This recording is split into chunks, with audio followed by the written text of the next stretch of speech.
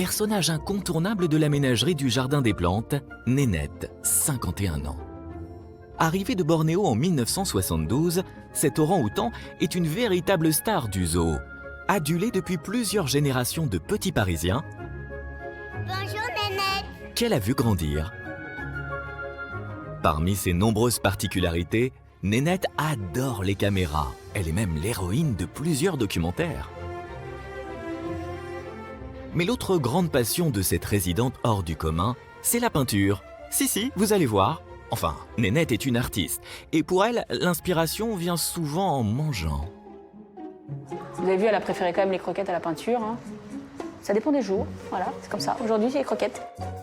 Les orang-outans ayant effectivement un bon appétit, le choix de la peinture est essentiel.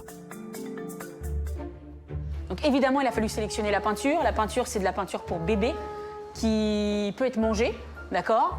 Voilà, pour pas que ce soit dangereux évidemment pour eux. Et ensuite, on leur a fourni un petit bout de papier et on leur a mis des petites taches de couleur comme ça. Et puis voilà, et on a donné ça aux orang-outans. Donc tous les orang-outans de la ménagerie ont mangé la peinture ou alors nous ont étalé ça à droite à gauche, mais voilà. Et la seule qui s'est mise vraiment à peindre délicatement avec ses doigts, sa bouche et tout, c'est Nénette. Donc on a vu qu'elle, ça lui faisait passer beaucoup de temps, qu'elle aimait ça. Et donc Nénette, elle a au moins 2 fois par semaine de la peinture à faire. On lui propose en tout cas, et après elle fait ce qu'elle veut avec. Ça va ma Nénette? Ouais. Ça va ma belle? Ouais.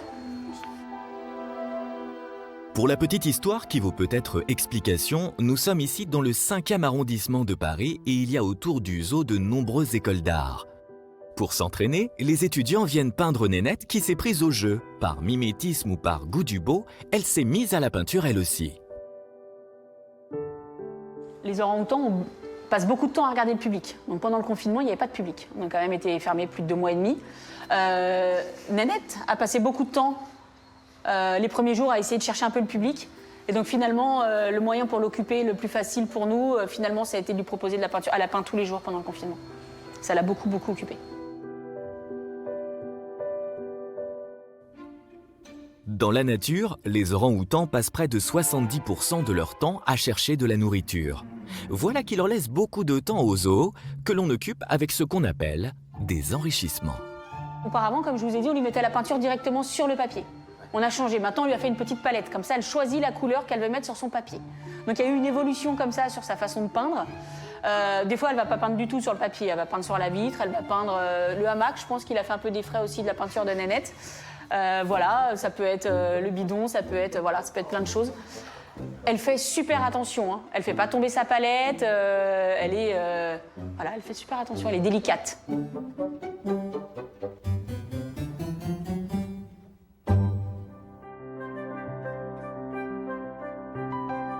Donc il y a des fois on va lui donner des toiles ou alors directement des feuilles. Quand c'est les feuilles, elle a compris qu'on voulait les récupérer, donc elle va gentiment nous les rouler et elle nous les donne à travers les grilles. Quand c'est des toiles, on va la faire passer dans une loge à côté, puisqu'on n'a pas de contact direct avec les orang-outans.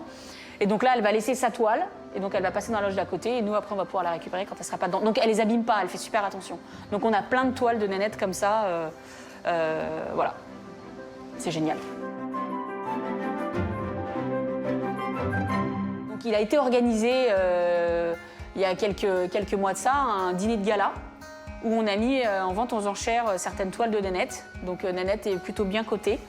Voilà. Et en fait, cet argent a été récupéré directement pour financer en partie la volière extérieure pour les orang-outans. Oui, vous avez bien entendu, les toiles de Nénette se vendent au profit d'une extension de leur espace de vie. Un parc en plus pour les orang-outans.